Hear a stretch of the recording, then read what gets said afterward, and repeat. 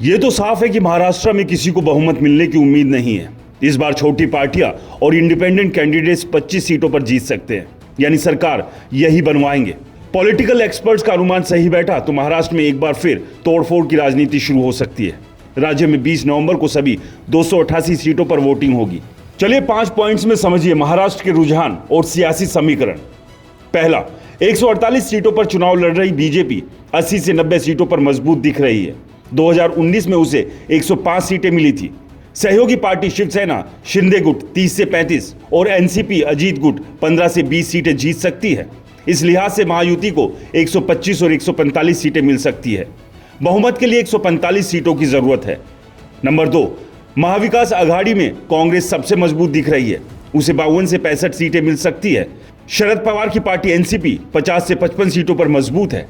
सबसे कमजोर स्थिति में शिवसेना उद्धव गुट है, उसे 30 से 35 सीटें मिल सकती है।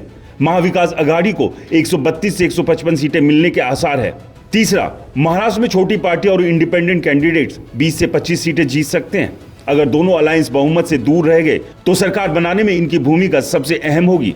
4, लाडली बहन योजना से महायुति को फायदा मिल सकता है। इसी योजना की वजह से मध्य प्रदेश में बीजेपी को जीत मिली थी।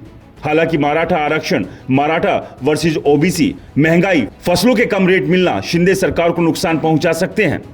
नंबर 5, बटेंगे तो कटेंगे नारे की वजह से मुस्लिम वोटरों में ध्रुवीकरण हो सकता है, जिसका फायदा महाविकास आघाड़ी को मिलेगा। अब देखना यह होगा कि महाराष्ट्र में किसकी सरकार बनती है। आपको क्या लगता है, हमें कमेंट्स कर जरूर बताएं। रिपोर्टर जी चैनल को सब्सक्राइब नहीं किया है तो चैनल को सब्सक्राइब करना ना भूलें।